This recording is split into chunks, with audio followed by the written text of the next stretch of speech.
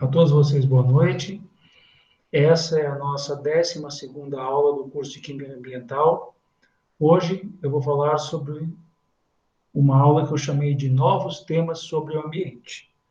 Na realidade, a ideia é falar com vocês principalmente sobre poluentes, contaminantes emergentes, tá? Eu vou abrir aqui o chat para perguntas, tá? E vamos em frente, vamos ver sobre o que a gente vai falar hoje. Então tá aí. Primeira parte da apresentação. Tema 1. Contaminantes ou poluentes? Tá? Vamos ler com atenção essa primeira tela. Tá? Essa tela foi tirada da minha tese de doutorado sobre o tema. Então, diz o seguinte, deixa eu tirar o óculos, que eu leio melhor sem óculos, e vou colocar aqui para ler. A compreensão das questões ambientais passa necessariamente pela distinção entre os conceitos de poluição e contaminação. A Lei 6938 de 81, em seu artigo 3º, define poluição como sendo o quê?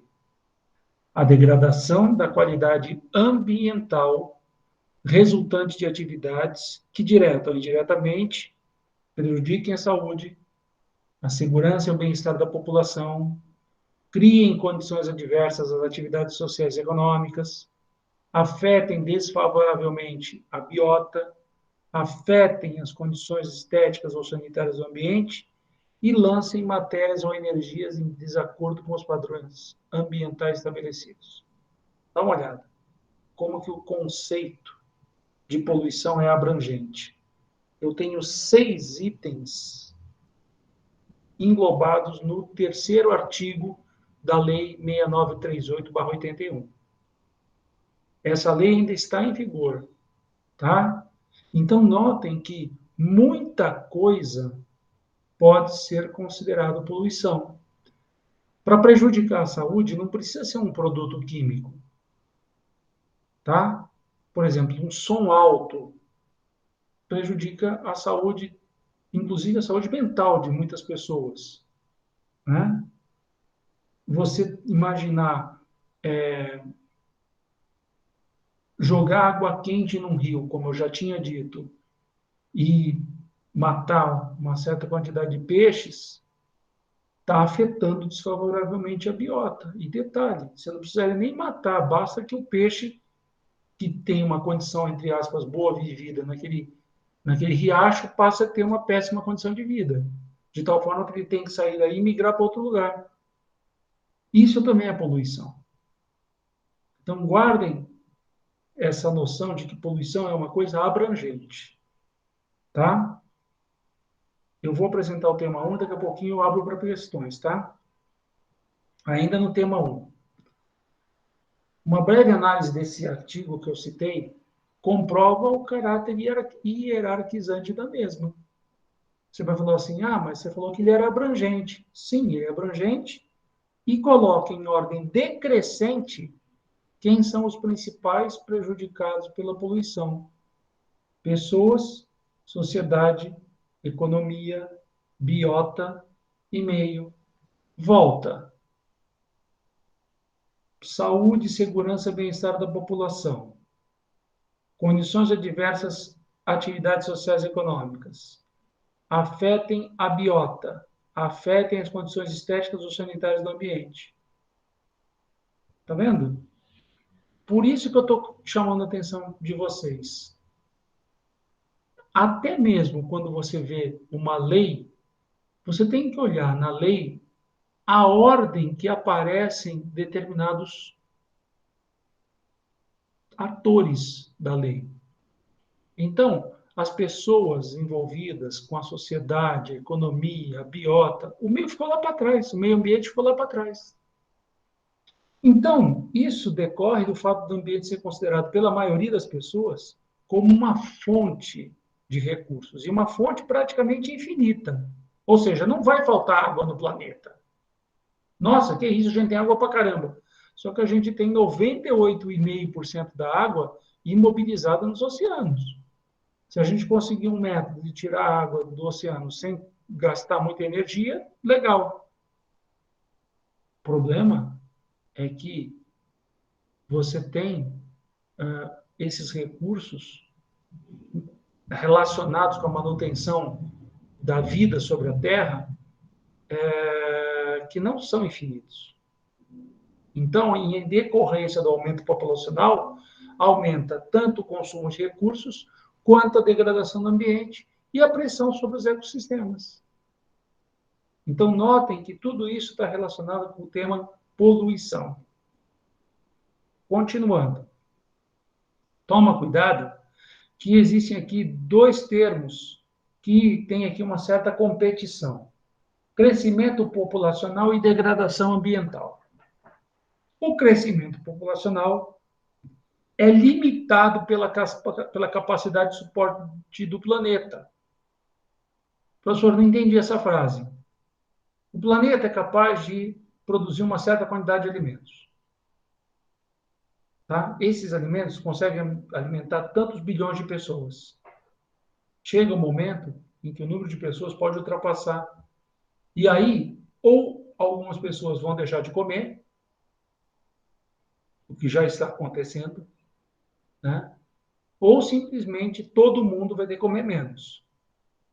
Como muitas vezes o padrão de consumo é bem diferenciado, né? E eu já mostrei foto aqui para vocês de uma família do interior da Inglaterra e outra do interior do Chad, uma que vive em casa, outra que vive num campo de refugiados, e a quantidade de alimentos que elas consomem por dia.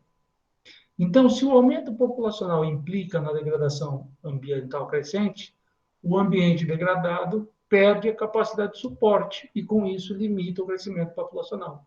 Existe aí um jogo entre crescimento populacional e degradação ambiental. Aí você vai falar, então a gente não tem que se preocupar com isso, porque um regula o outro. Não é assim que funciona. Tá? Os poluentes são substâncias ou energias capazes de interferir no funcionamento de parte ou de todo o ecossistema. Ao passo, os contaminantes são substâncias que afetam negativamente o ecossistema, sendo capazes de provocar alterações na estrutura e no funcionamento das comunidades. Notem, o poluente interfere no funcionamento de parte ou de todo o ecossistema. O contaminante ele pode não interferir no funcionamento, mas ele pode afetar negativamente o ecossistema. Então, imagine que a gente quer avaliar o ecossistema pela reprodução de uma certa espécie de peixes. Tá? Ah, esse peixe aqui, tradicionalmente, ao longo desses últimos 30 anos, a população dele vem aumentando. Aí, de repente, você começa a perceber que os peixes não estão morrendo. Mas tem uma coisa estranha. Os peixes não crescem tanto como cresciam antes. Você não está interferindo no funcionamento da reprodução do peixe. Mas tem alguma coisa que está na água que está fazendo com que aquele peixe não cresça no mesmo tamanho que crescia antes. Está faltando alimento. Ou tem alimento e está faltando alguma coisa no corpo desse peixe que faz com que ele, né, por exemplo, pode ter tido uma alteração hormonal. E essa alteração hormonal está afetando negativamente. Aí, no caso, você vai falar, peraí. Então, quer dizer que provavelmente o que afeta é o que está afetando negativamente isso daí, a gente tem, então, na cabeça que não é um poluente, é um contaminante. Isso. O contaminante e o poluente são coisas diferentes. Enquanto o poluente interfere no funcionamento de parte ou de todo o ecossistema, quando você vê que a população de peixe está aumentando, você não está tendo essa interferência. Entretanto, você está fazendo com que os peixes não cresçam como cresciam antes. Está vendo? Isso pode se dever ao quê? Você tem uma substância em água que mimetiza um determinado hormônio do peixe. O peixe vive na água, absorve aquela substância, o corpo dele acredita que aquilo que está lá dentro é o hormônio e começa a produzir menos hormônio porque já tem hormônio sobrando. E na realidade não é esse hormônio, não é essa substância, não é o hormônio de crescimento. É alguma coisa que está dentro do peixe, que parece um hormônio e que faz com que o peixe não produza hormônio por achar que já tem o suficiente. Tá? Tudo bem? Então, notem essa diferença e prestem atenção nisso daqui. Ó. Toda contaminação ambiental passa a ser classificada como poluição quando atinge níveis que causam efeitos deletérios à saúde humana, por exemplo, ou prejudiciais aos organismos vivos. Então, notem que existe uma diferença. A diferença principal é que, muitas vezes, o contaminante ele só potencialmente irá causar algum problema, ao passo que o poluente causa, com certeza, algum tipo de efeito deletério à saúde humana, ou seja, você passa mal ou algum ser vivo passa mal por conta disso. Programas atuais de monitoramento da poluição, como o World Air Quality Index, são categóricos em afirmar que é preferível atacar os problemas em sua primeira fase, ou seja, durante a geração e emissão das substâncias pelas fontes contaminantes ou de poluentes. Ou seja, uma pessoa vai lançar um creme para passar no corpo, mas ali dentro tem uma substância que é um nanomaterial que pode causar algum problema potencial no ambiente. O que esse órgão fala? Você tem que fazer todos os testes toxicológicos e ecotoxicológicos para ver se não dá problema, porque não adianta nada você lançar e começar a dar problema. Ah, mas eu não sabia. Claro que você não sabia, você não fez nenhum teste. Então, se por acaso isso daí é, por exemplo, nos Estados Unidos, a fábrica entra numa listinha negra. Se isso daí for na África, não existe nem a lista negra. E a gente usa esse termo lista negra no sentido não preconceituoso, tá? Porque as primeiras listas, elas eram escritas com carvão, tá? Bom, enfim, deixa eu isso para lá. O importante é você entender. Quando você tem uma firma que vai produzir alguma coisa que pode, teoricamente, dar algum problema, antes de ela lançar, ela tem que fazer todos os testes. Ah, mas no país onde tem a fábrica, eles não exigem isso. Ótimo. Então, já lançou. Não houve possibilidade da gente interferir nem na geração, nem na emissão das substâncias. Então, agora a gente tem que dificultar o transporte e a difusão das substâncias no ambiente. Ou seja, você tem que mostrar que aquela substância tem que ser usada em tal lugar. Por exemplo, vamos imaginar que é algo que é extremamente solúvel em água. Ah, mas é um creme. O que você fala? Olha, quando usar esse creme, não entre no mar, não tome banho em lago. Só que vai chegar um momento em que você vai ter que tomar banho para se limpar. E aí isso vai para o esgoto. A pergunta é: no lugar que você mora, o esgoto tem condição de remover aquela substância que está na água? Se por acaso isso não acontece, a biota daquele lago onde vai ser descartado o esgoto da tua casa, da tua cidade, está condenada. Tá? É importante vocês terem essa noção, porque eu vi nos trabalhos uma certa confusão entre poluente e contaminante. Antes de entrar no tema 2, eu quero saber de vocês se existe alguma pergunta ou alguma dúvida. Atentem para essa diferença, porque senão o trabalho de vocês fica incompleto.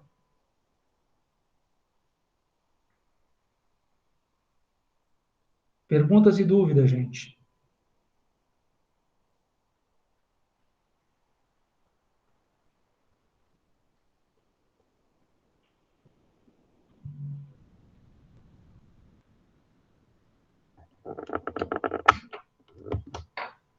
Perguntas e dúvidas. Professor, o senhor levantou a questão térmica e sobre a contaminação térmica, pode-se falar, poluição térmica. A partir do momento que muda o ciclo de vida de um peixe ou de um animal marinho, ele já começa a impactar outros seres vivos. Então, isso deriva uma poluição mesmo, né? O que acontece é o seguinte, se por acaso você tiver afetando determinada população de uma espécie, e isso é poluição. Agora, se você afeta de tal modo que essa espécie não tem uma diminuição da população, aí você não tem uma poluição, você tem uma contaminação,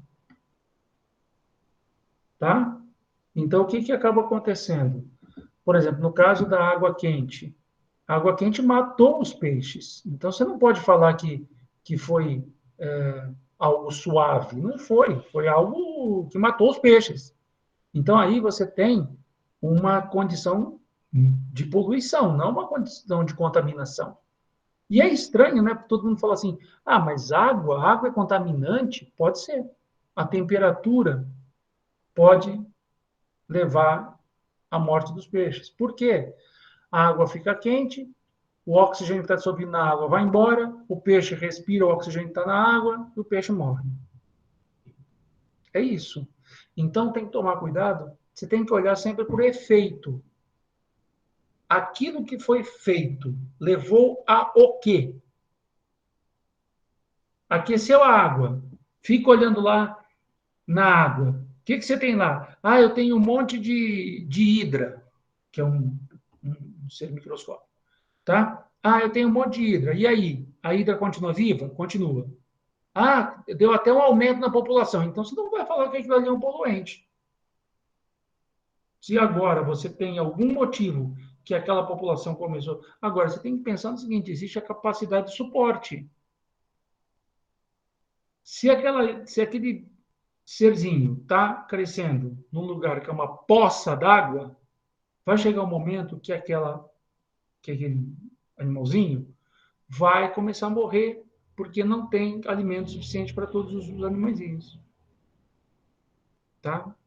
E não é uma questão de poluição, é uma questão de capacidade de suporte. Falta comida. É a mesma coisa você imaginar, vou fazer uma comparação meio ridícula, mas que vale a pena. Você imaginar o seguinte: na década de 80, quando eu era jovem, tinha um monte de foto mostrando as pessoas morrendo de fome na Etiópia. Tem até uma foto super famosa, que é uma criança, né, assim, acocorada, meio de ladinho, e atrás dela um urubu, como se o urubu estivesse esperando a criança morrer para atacar. Aquela foto foi tirada na Etiópia em 1985, se não me engano. É... E o mais louco é que a Etiópia era o segundo maior produtor de alimentos da África. Você falou, mas como é que pode? A Etiópia produz alimento para caramba e as pessoas estão morrendo de fome lá? Sim, ela produzia e exportava. O alimento não ficava no país. Da mesma forma, você tem cana-de-açúcar. Com a cana-de-açúcar, você pode produzir álcool para movimentar o carro dos brasileiros, ou pode produzir açúcar e vender para o exterior. Nossa, o preço do açúcar dobrou. O cara vai fazer o quê? Vai vender álcool? Não. Vai fabricar açúcar e vai vender na Índia. Consequentemente, falta álcool, aí os preços sobem. Tá vendo? O preço do álcool sobe porque exportaram a maior parte do açúcar para atender o mercado externo. Então, você tem que pensar nisso. Por que eu dei esse exemplo de analogia? Porque acontece a mesma coisa com substâncias químicas no ambiente. É a quantidade de substância química no ambiente que pode fazer com que uma espécie morra. E se morre, é poluição. Se passa mal, é poluição. Se tem alguma modificação que não mata, que não diminui a população, e que também potencialmente lá no futuro vai dar algum problema, é contaminação.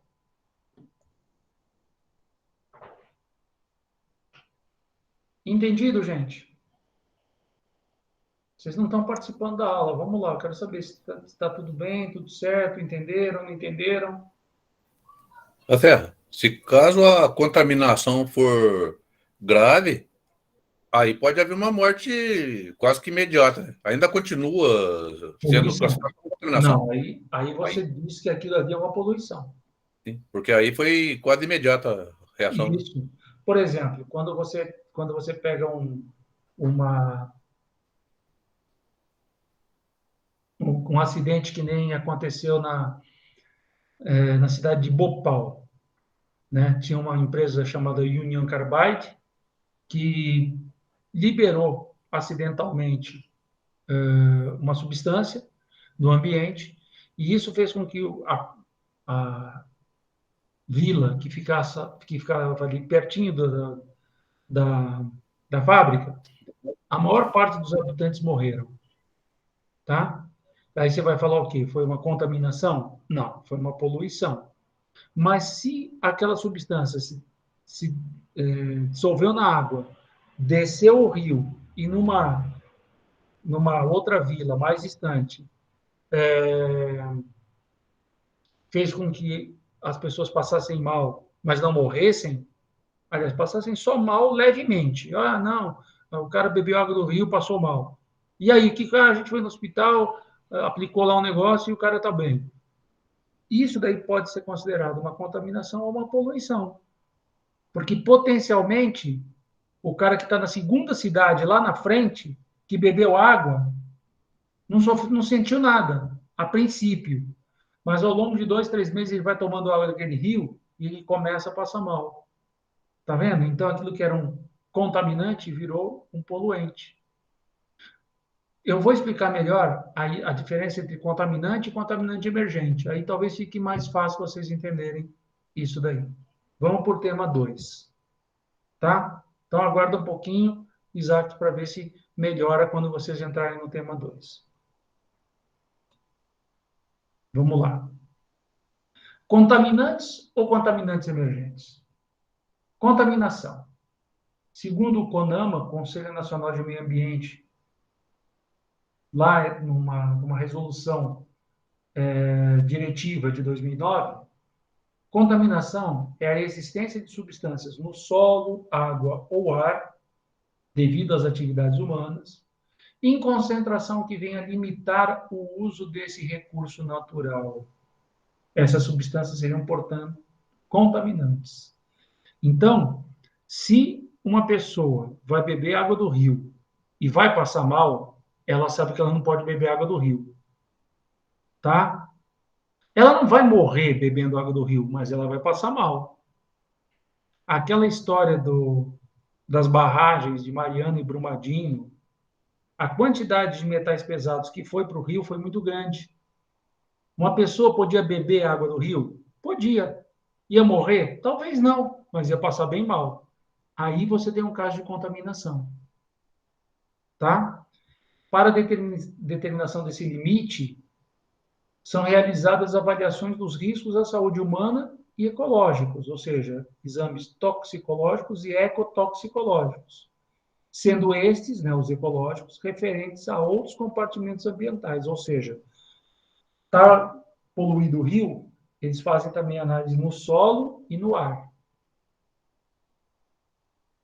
Deve-se destacar que nem todas as substâncias químicas têm uma avaliação desse tipo, e que muitas são amplamente reconhecidas pela comunidade científica como nocivas aos seres humanos, sendo estudadas há muito tempo, como, por exemplo, os metais pesados e algumas substâncias orgânicas.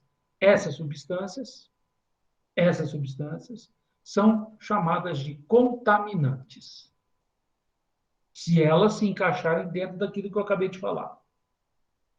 Entretanto, o Wilson Jardim, que foi meu professor lá no Unicamp, ele falava o seguinte: a cada ano mais que 2.000 novas substâncias, isso se falava em 2014, eram incorporadas aos diversos compartimentos ambientais. 2.000 em 2014, hoje está em torno de 3.000 por ano.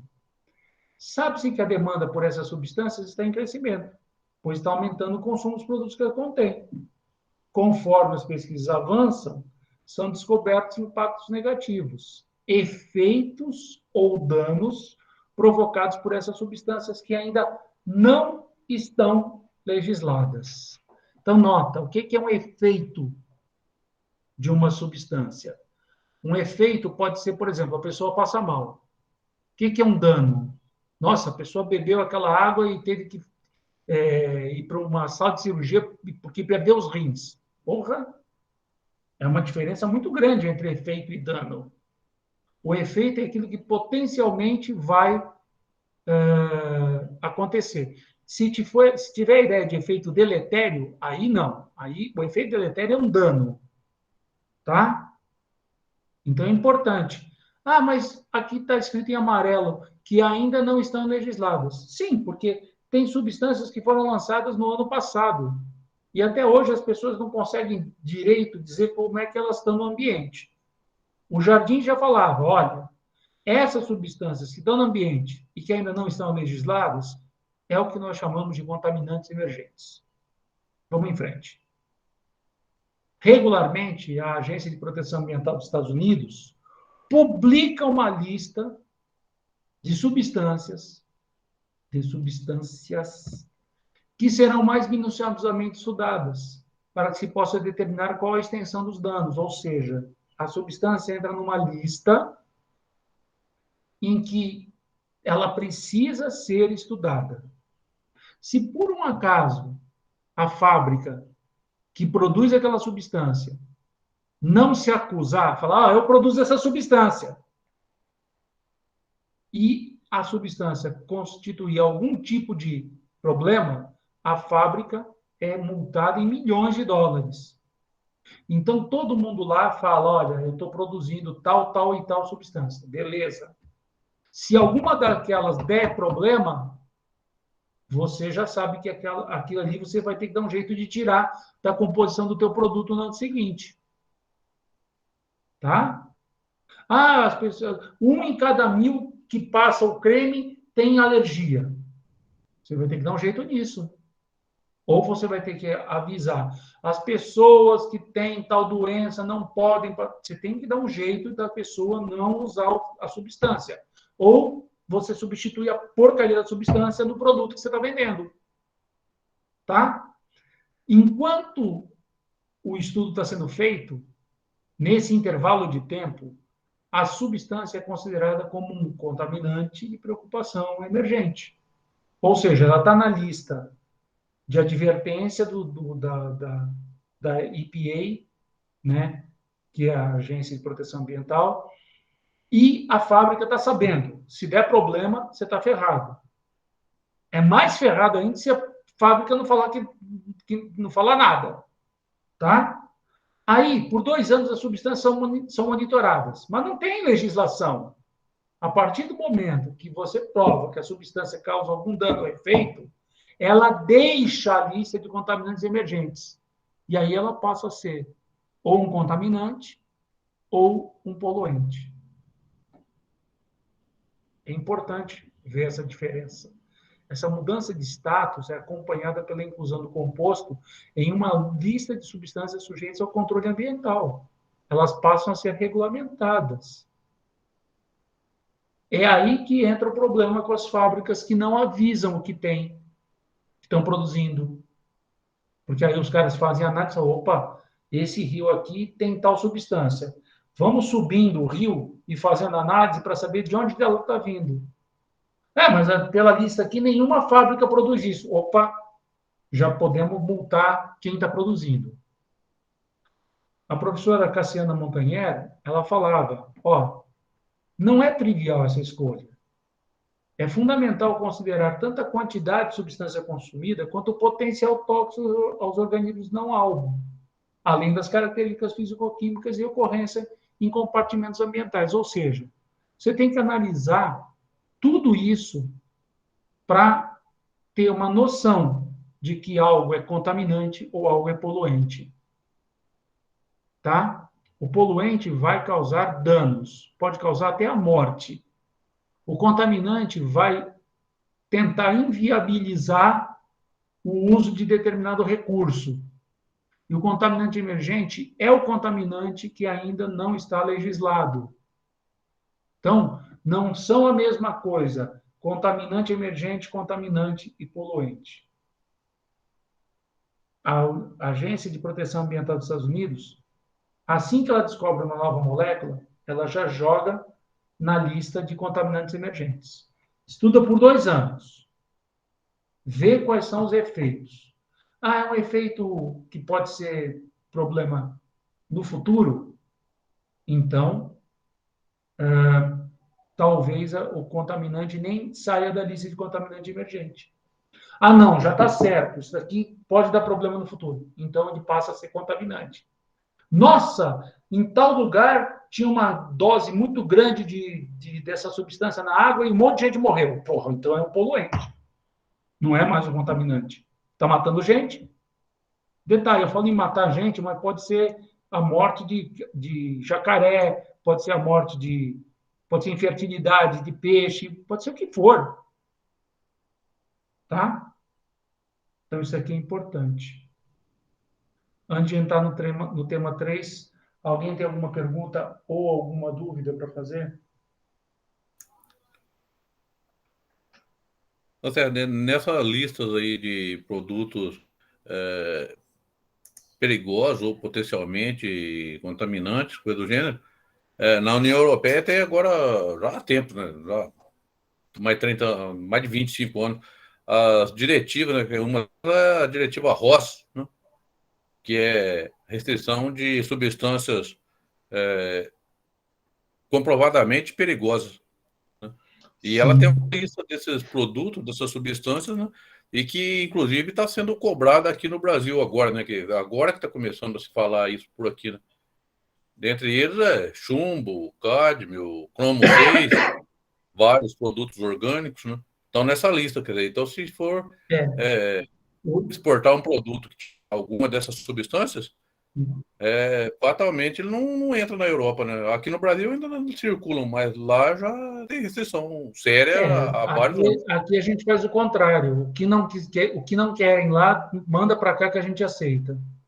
É Exatamente. sempre o contrário aqui. A gente sempre atua do lado contrário. Né? Ah, tal produto foi proibido nos Estados Unidos. Manda para o Brasil. Lá não tem problema. E aí espera o longo prazo, né? Às vezes não vem nem para o Brasil direto. Vai na África primeiro. É acumulado no Paraguai e aí vendido no Brasil com um rótulo diferente. E serve num laboratório de teste, né? Porque aí espera um prazo, se caso começar a dar problema, eles não usam por lá. E se depois de muito tempo não tiver maiores complicações, aí passa a usar, né? Mas o problema é que quando fala em problemas, muitas vezes a pessoa pensa assim, mas essa substância não matou ninguém. Mas não é isso. Não matou ninguém não significa que a substância está na boa. Ela não matou ninguém, No curto vírgula. prazo. Por enquanto ela não matou ninguém. Então ela é potencialmente perigosa. Se ela está na lista, ela é um contaminante emergente. Se foi provado que ela é potencialmente perigosa, ela passa a ser um contaminante. Se ela matar, ela é poluente. Entendeu? Isso aí. E detalhe, matar não significa matar pessoas. Significa matar ou causar dano permanente em peixes, aves. Gente, pensa no caso do diclofenaco. Diclofenaco, eu já devo ter falado isso aqui para vocês. Tem lá os boizinhos na Índia são considerados sagrados. Quando um boi começa a mancar, o dono fala, deve ser infecção, deve ser inflamação no músculo. Aí ele dava diclofenaco para o boi. Mesmo assim, o boi morria 2 dias depois. Aí, o que o fulano na Índia pode fazer com um boi morto? Você vai falar, não pode fazer nada. Não, pode. Ele pode tirar a pele. É a única coisa que as pessoas na Índia são autorizadas a fazer, tirar a pele. Aí você fala, bom, mas aí sobrou a carcaça do boi, com carne, com tudo. Aí os urubus desciam e comiam, só deixavam o ossinho, né? Há uns 40 anos atrás, eles começaram a perceber que as carcaças dos bois ficavam apodrecendo. Aí falou, mas engraçado, o urubu não tinha que vir comer?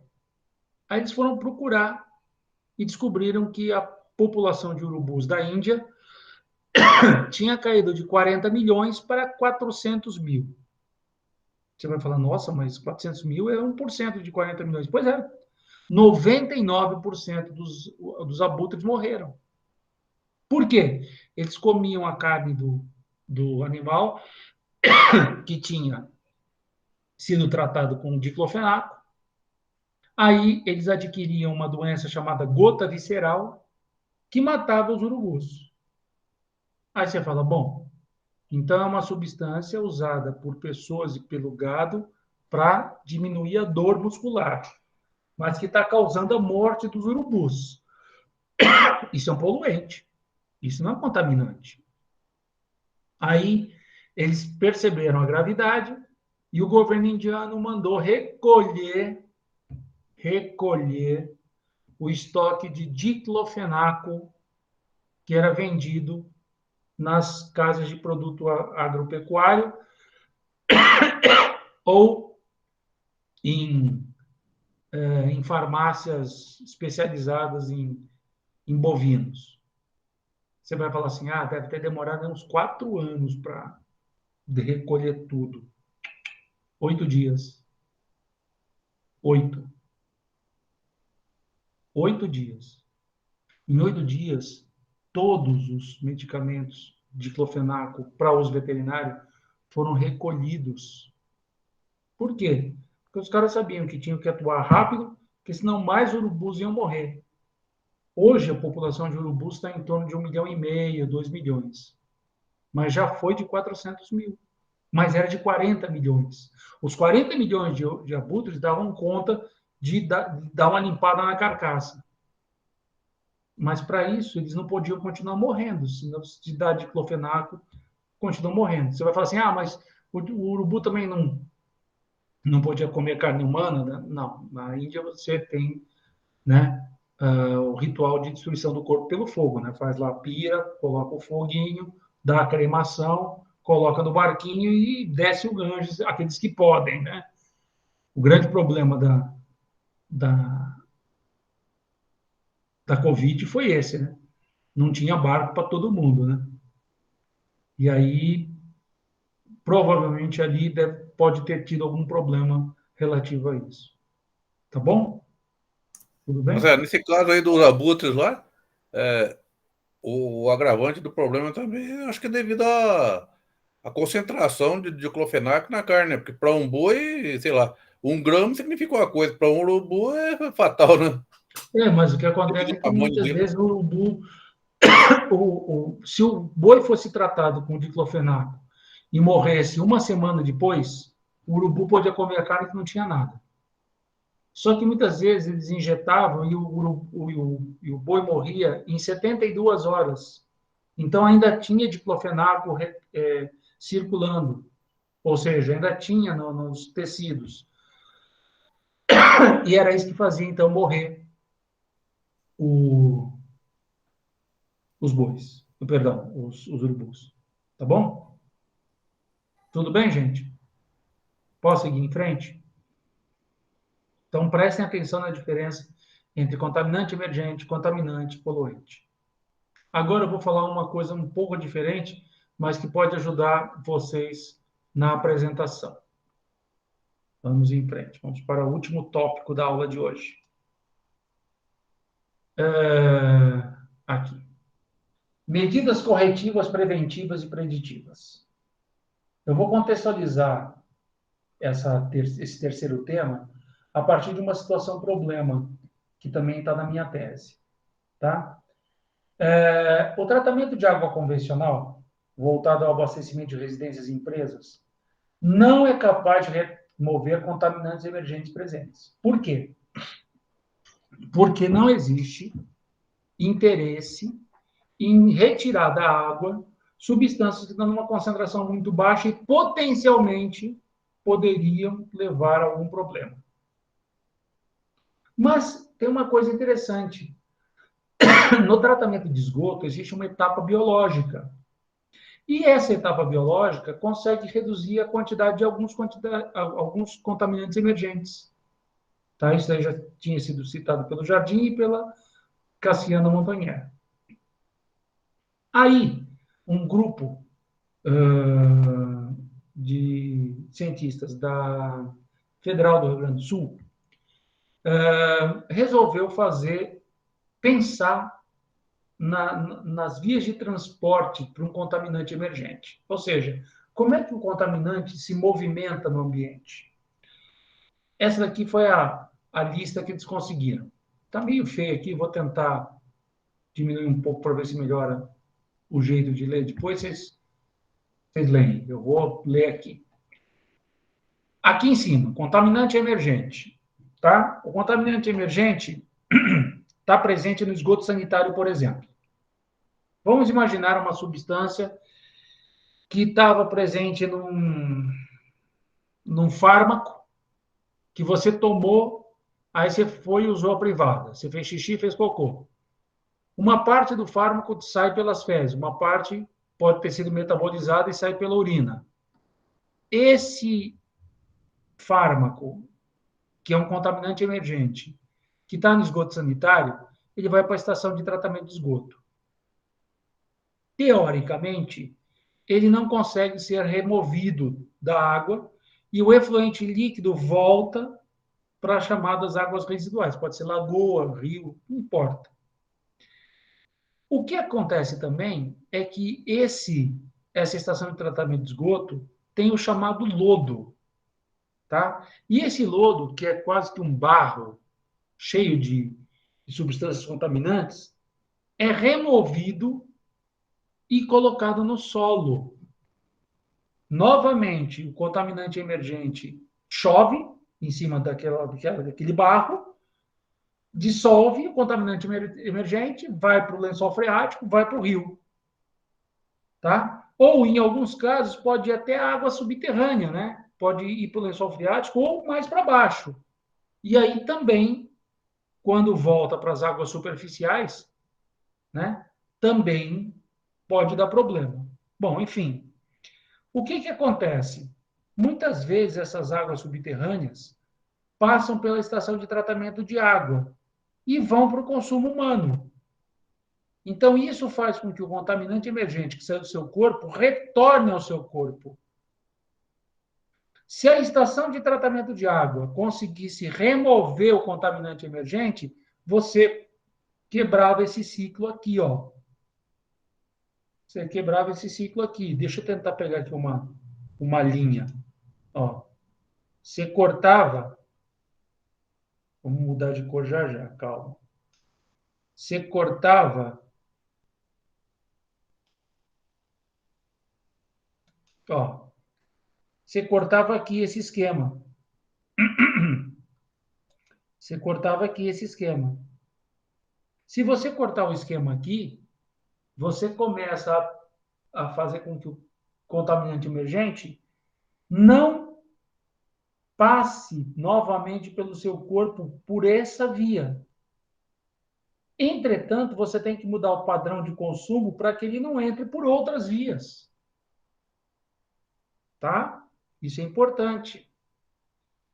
Aí você vai falar, professor, mas se o meu padrão de consumo eu sou uma pessoa muito branquinha e eu preciso usar protetor solar, e no protetor solar está a substância que é o contaminante emergente. Você tem duas opções. Você pode usar outro protetor solar, ver na composição dele se aquela substância que te faz mal está lá, né? Ou que faz mal para o meio ambiente está lá. E muitas vezes a legislação fala: olha, a fábrica X, Y, Z, vocês não podem mais fazer o protetor solar usando tal coisa.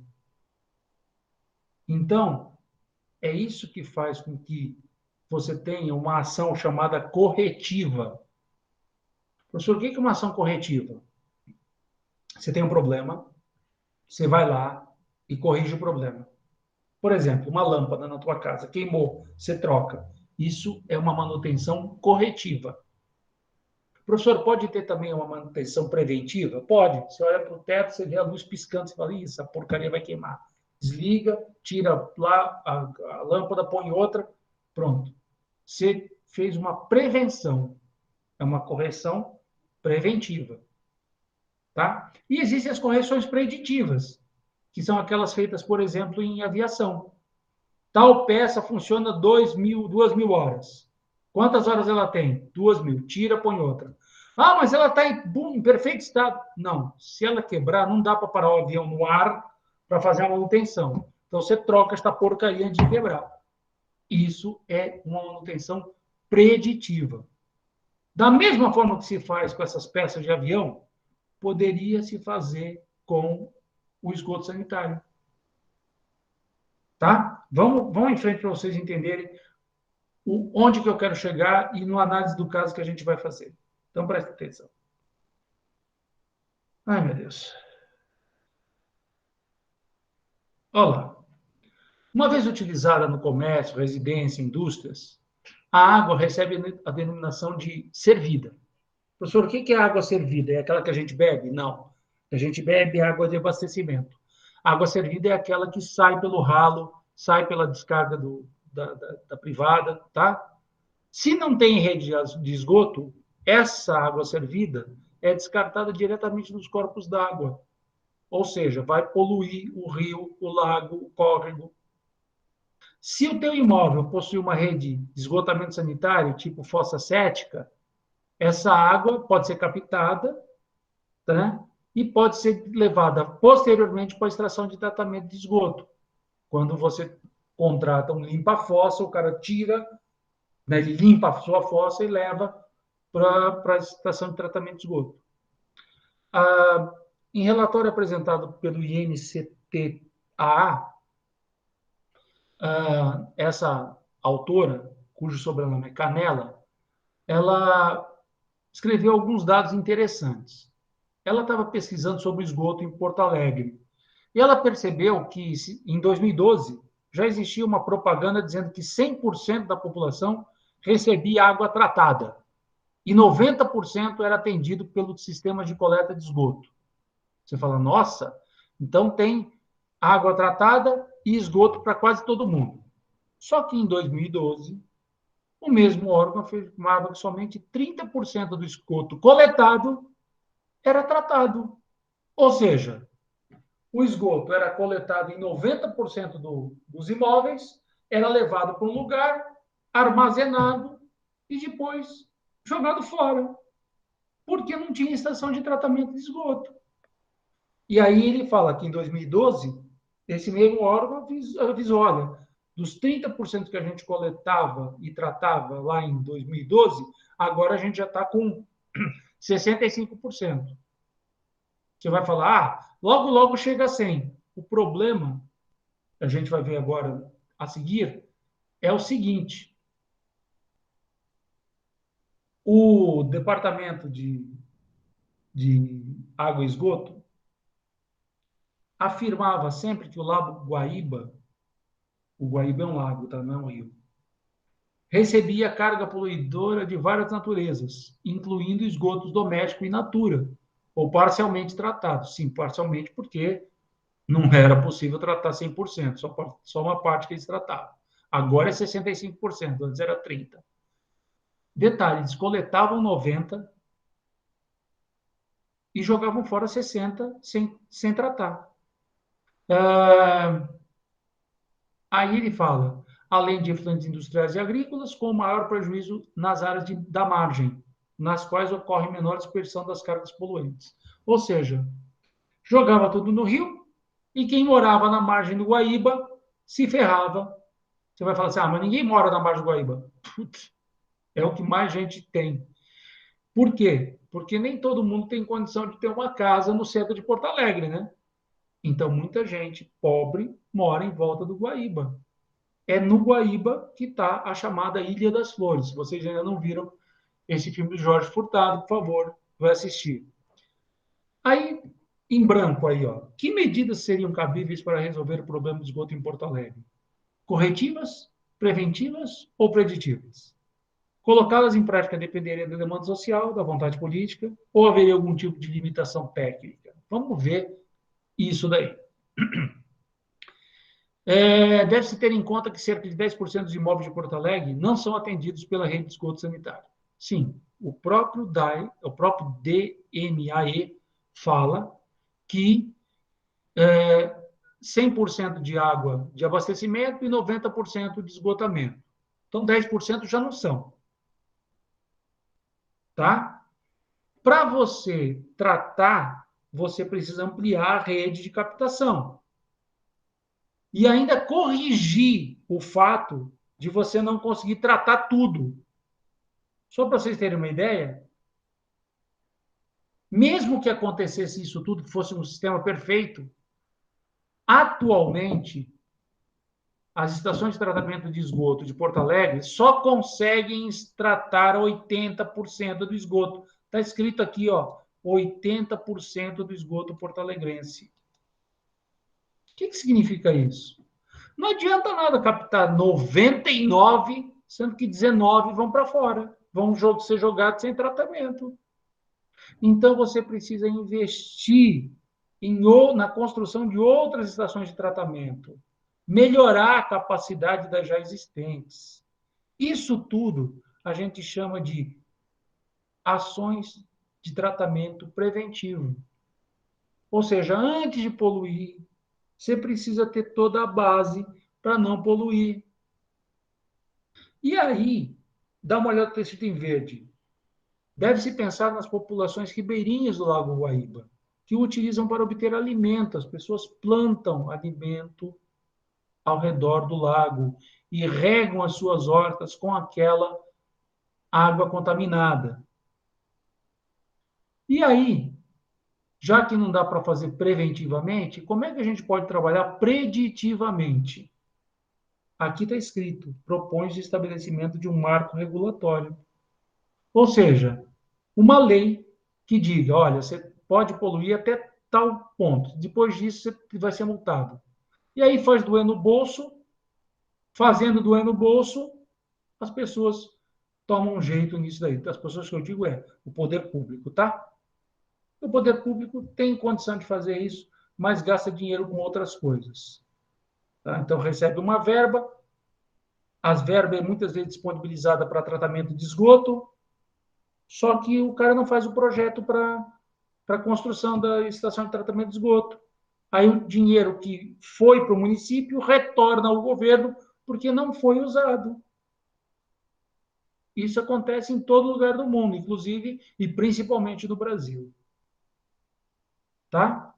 Então, esse daqui é o caso de Porto Alegre. A gente vai ver mais para frente algumas coisas que poderiam ser feitas, tá? Algumas coisas que poderiam ser feitas. Então, vou dar uma paradinha aqui, quero saber se alguém tem alguma pergunta ou alguma dúvida.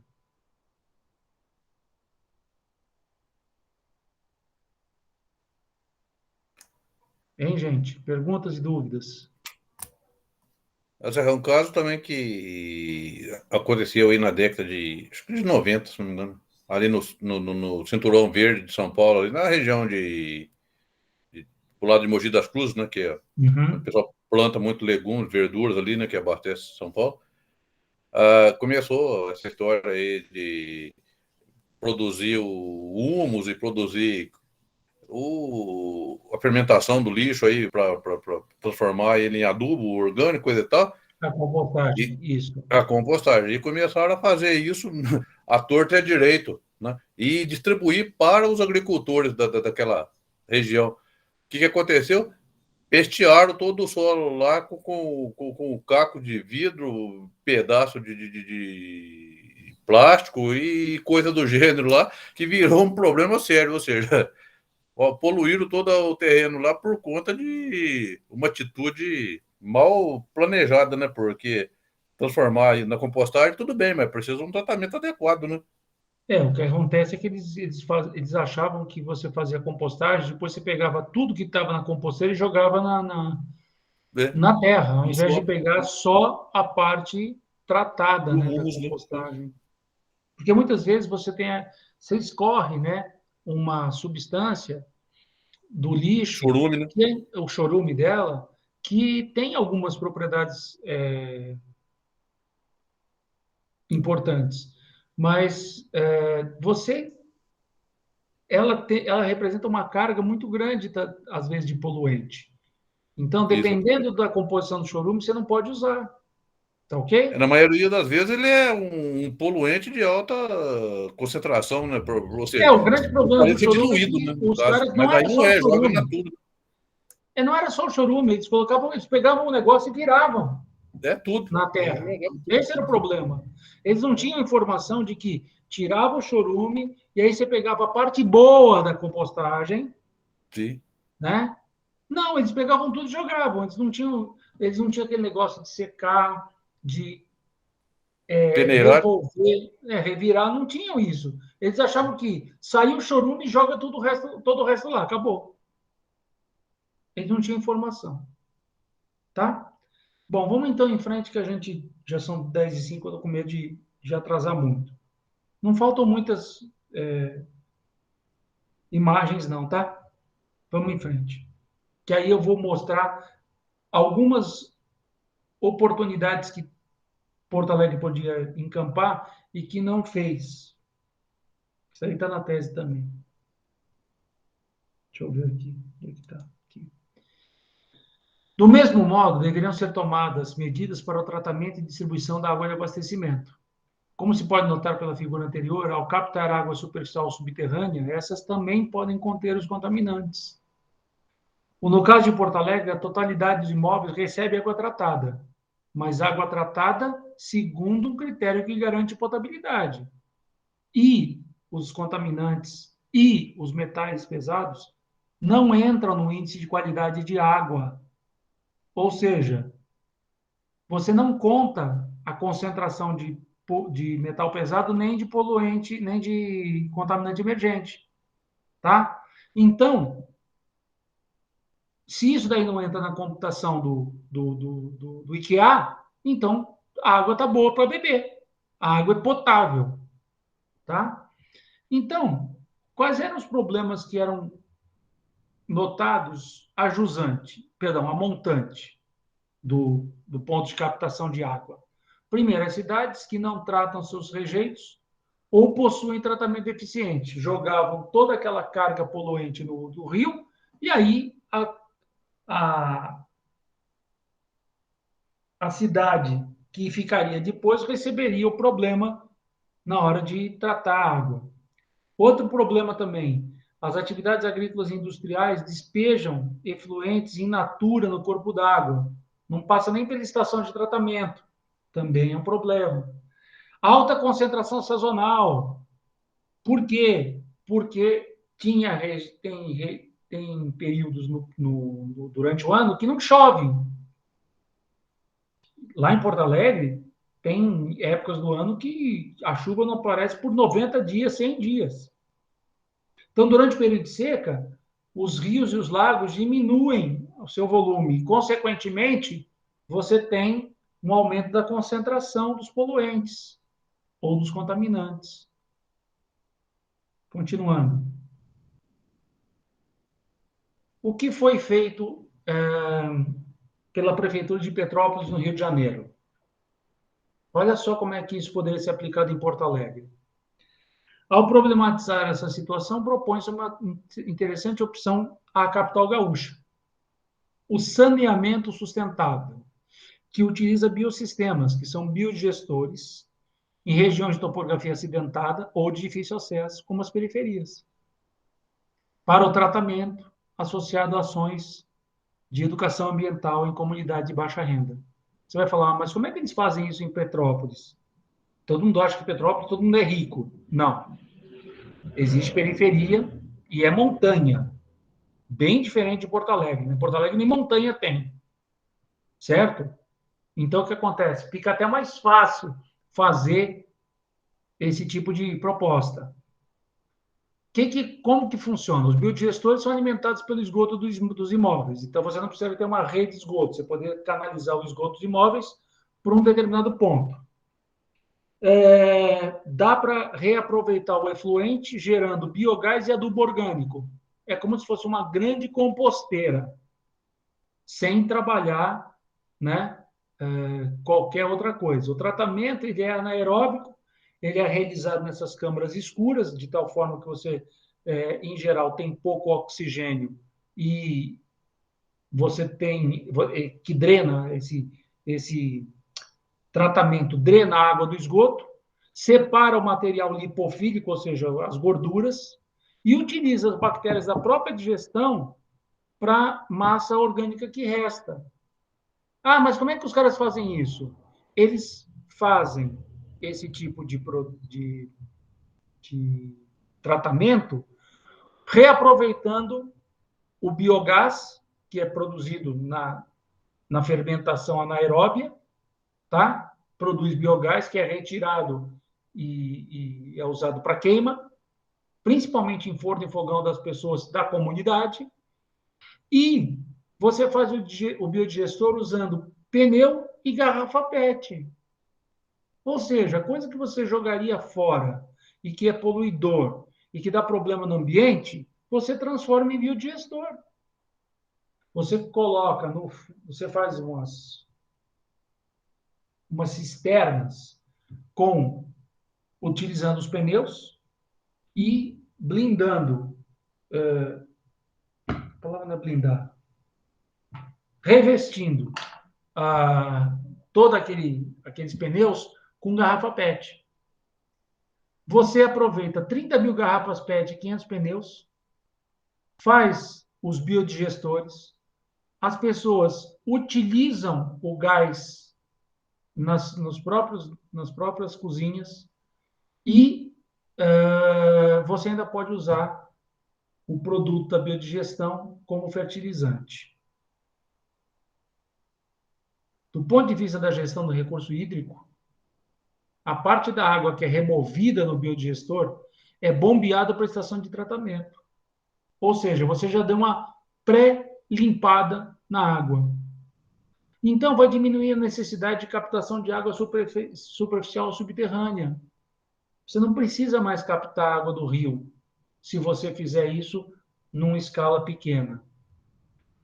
A população de baixa renda vai se tornar responsável pela gestão do ambiente. Porque ela vai falar, pô, por que eu vou jogar fora o esgoto se ele pode reverter e dar biogás, dar... Putz, grilo, hoje eu estou péssimo. Minha mente está muito cansada.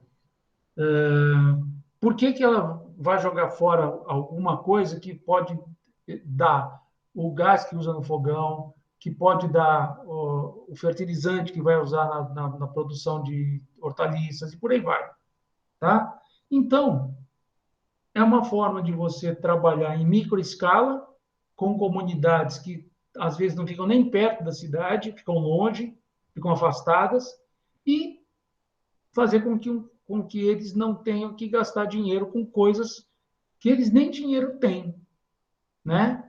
É importante isso. Então, eu estou terminando a nossa apresentação e estou fazendo essa proposta para vocês, de vocês pensarem um pouquinho na parte social durante a apresentação dos trabalhos da semana daqui a 2 semanas, tá?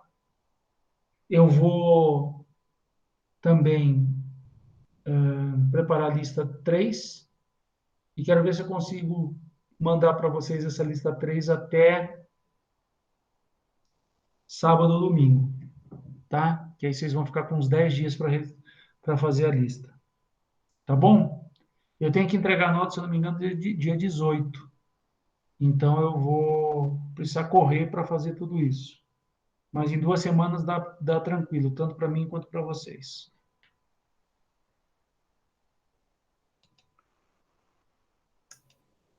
Essa lista Perguntas 3 e... vai ser no mesmo molde, né, Zé? Oi? A lista 3 vai ser no mesmo molde da 2? 4 questões, pô, um para cada É, aluno. questões para o grupo responder. Ok. Tá? Talvez tenha 3 questões para o grupo e uma individual. Tá? Eu estava pensando nisso. Aí cada um responde uma parte da sua, né? Tem uma parte que vai ser comum e uma parte que a pessoa responde por ela. Tá bom?